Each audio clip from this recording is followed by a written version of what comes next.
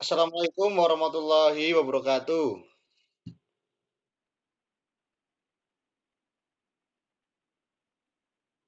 Ya, apa kabar anak-anak semua? Oke, bagus ya. Kali ini kita akan bertemu lagi di materi PJOK, yaitu pada materi hari ini belajar motorik, metode latihan dan transfer keterampilan.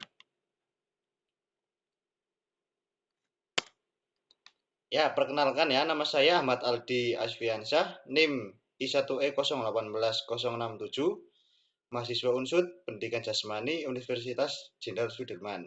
Semester 6 berasal dari Wonosobo.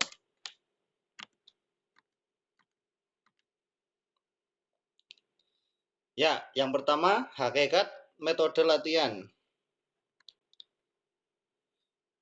Surakmat Horby Morelinda menyatakan bahwa metode merupakan satu cara atau prosedur mengajar yang dipilih untuk mencapai tujuan. Suparman menjelaskan bahwa metode adalah suatu cara digunakan untuk menyajikan isi pelajaran kepada siswa untuk mencapai tujuan. Sedangkan latihan dapat didefinisikan sebagai suatu partisipasi yang sistematis dengan tujuan untuk meningkatkan kapasitas fungsional. Dengan demikian dapat dinyatakan bahwa metode latihan adalah suatu cara yang sistematis dan terencana yang berfungsi sebagai alat untuk meningkatkan fungsi fisiologis, psikologis, dan keterampilan gerak agar memiliki keterampilan yang lebih baik pada suatu penampilan khusus. Yang kedua, metode latihan bagian. Penerapan teori koneksionisme dari Thorndike dalam belajar motorik adalah sebagai berikut. 1. Siswa harus siap menerima materi atau stimulus baik secara fisik maupun psikologis. 2. Materi belajar dipelajari per bagian dan dilakukan dalam kondisi menyenangkan. 3. Untuk memperkuat koneksi, siswa diberi penguatan berupa pengetahuan tentang penampilan dan pengetahuan tentang hasil, terutama ditekankan pada pengetahuan yang menyenangkan. 4. Elemen-elemen yang dipelajari bagian-bagian. Dipelajari mulai dari yang termudah menuju yang tersulit, kemudian disatukan menjadi satu bentuk keterampilan yang utuh. 5. Prosedur belajar menggunakan pola pelajaran bagian per bagian.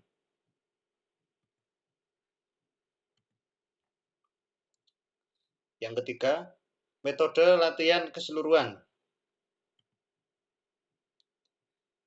Lutan menjelaskan penerapan teori Gestalt dan metode latihan keseluruhan dalam proses belajar motorik sebagai berikut.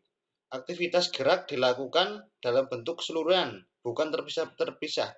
2. Tugas guru atau instruktur memaksimalkan transfer dari berbagai kegiatan. 3. Faktor insight penting untuk memecahkan masalah. 4. Pemahaman terhadap keterkaitan bagian-bagian dari suatu keterampilan merupakan perihal penting untuk melakukan keterampilan yang efektif. Yang D, method practice.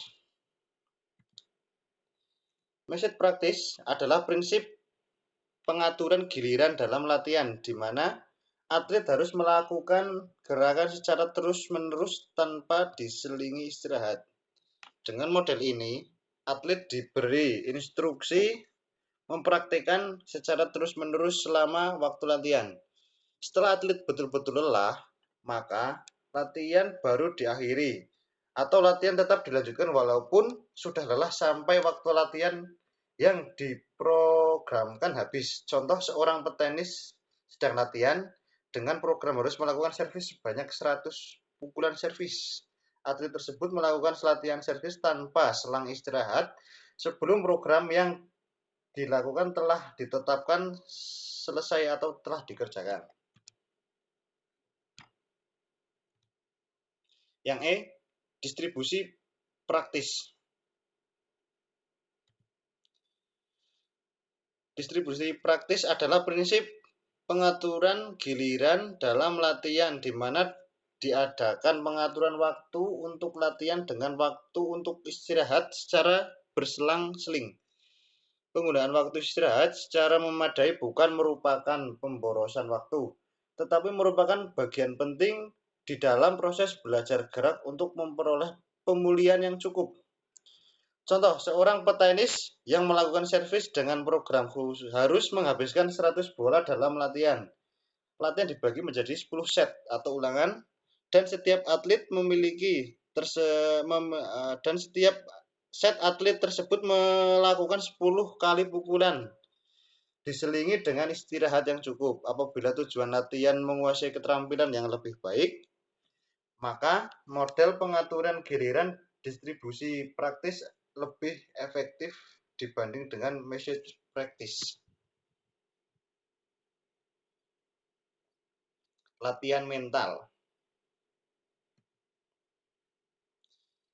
Drawsky mendefinisikan latihan mental adalah suatu metode mengajar yang tidak memerlukan suatu respon yang tampak pada bagian dari atlet. Caron membagi latihan mental berdasarkan fungsinya menjadi dua. Yang pertama, latihan mental yang memiliki fungsi meningkatkan keterampilan motorik. Latihan mental juga dapat berguna untuk melatih konsentrasi dan pemusatan perhatian bagi atlet, terutama bagi atlet-atlet cabang olahraga yang memerlukan konsentrasi tinggi. Latihan mental juga dapat membiasakan diri dengan situasi perlombaan yang semangat serta daya juang yang optimal. Agar latihan mental memberikan pengaruh yang positif, maka individu yang akan melakukan latihan mental harus terlebih dahulu memiliki pengalaman dalam tugas yang harus dibayangkan. Yang G, transfer keterampilan. Di dalam proses belajar keterampilan olahraga, terdapat proses transfer learning, yaitu kesanggupan menggunakan kemampuan yang telah dimiliki untuk mengerjakan tugas-tugas baru. Keterampilan-keterampilan motorik yang telah dikuasai dapat digunakan untuk mempelajari keterampilan motorik yang baru. Meskipun keterampilan tersebut terdapat dalam cabang olahraga yang berbeda. Sebagai contoh, kemampuan bermain sepak bola dapat ditransfer menjadi belajar bermain takraw. Kemampuan bermain tenis lapangan dapat ditransfer dalam bermain bulu tangkis dan sebagainya. McGill menjelaskan bahwa dalam belajar keterampilan motorik juga terdapat nilai transfer negatif. Artinya kemampuan yang telah dimiliki merupakan hambatan untuk mempelajari keterampilan yang baru.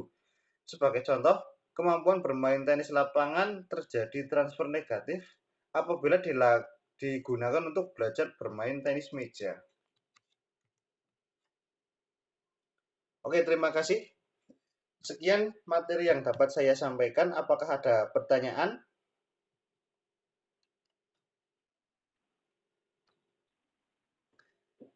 Sudah paham semuanya ya, saya kira ya. Oke, saya akhiri pertemuan kali ini. Terima kasih. Wassalamualaikum warahmatullahi wabarakatuh.